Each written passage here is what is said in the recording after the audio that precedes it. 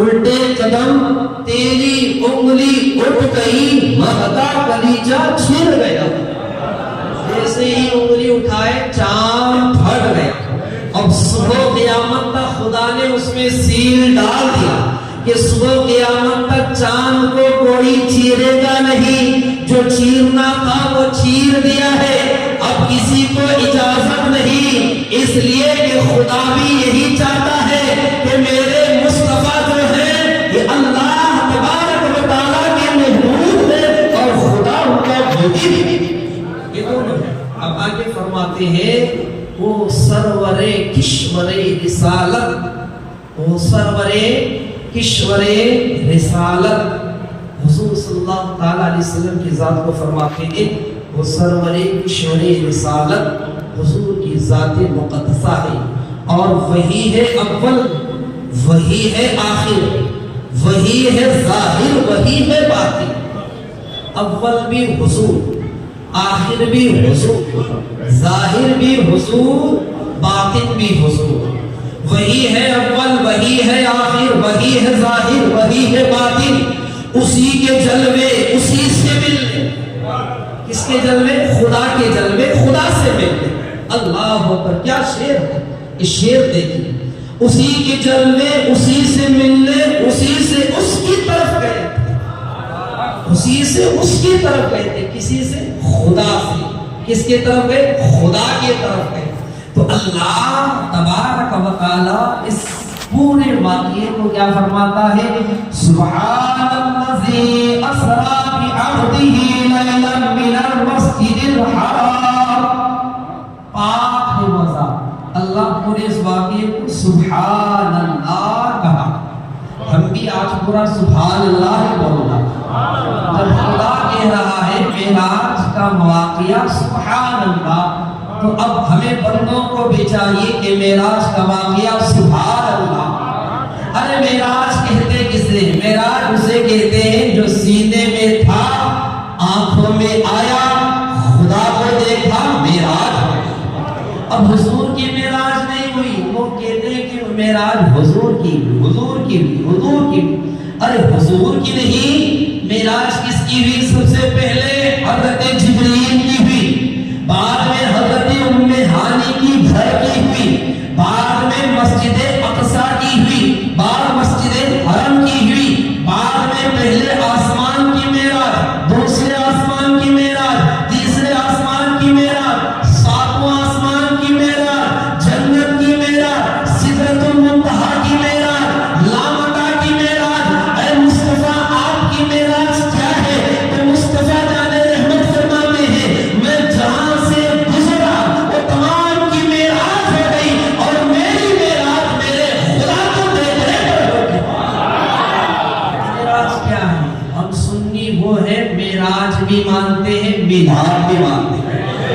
جیسے معراج اسے کہتے ہیں کہ معراج اور میلاد میں فرق کیا ہے؟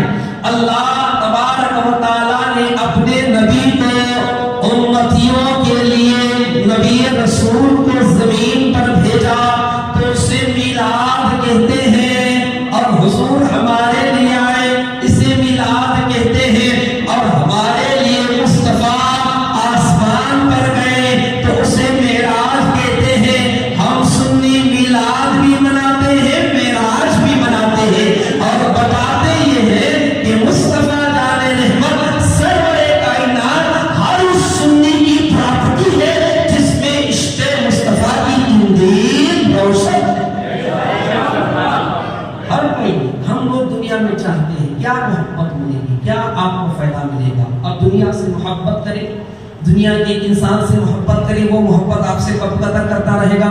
دنیا میں لوگ آپ سے پیار کریں گے یا تو پیسے کے لیے، یا تو آپ سے محبت کریں گے آپ کی دوستی کے لیے، یا تو آپ سے محبت کریں گے آپ کی طاقت کے لیے، یا تو آپ سے محبت کریں گے آپ کی حسن و جمال کے لیے، یا تو آپ سے محبت کریں گے کہ آپ کا مرتبہ بڑا ہے، یا تو آپ سے محبت کریں گے آپ بڑے عہدے والے ہیں، یا تو آپ سے محبت کریں گے آپ کا مقام بلند و بالا ہے. مگر اے دنیا کے لوگوں، ہم مصطفیٰ جان رحمت سے محبت اس لیے کرتے ہیں، یہ محبت ایسی محبت ہے خدا کی قسم انسان کو دنیا میں بھی روشن کرتی ہے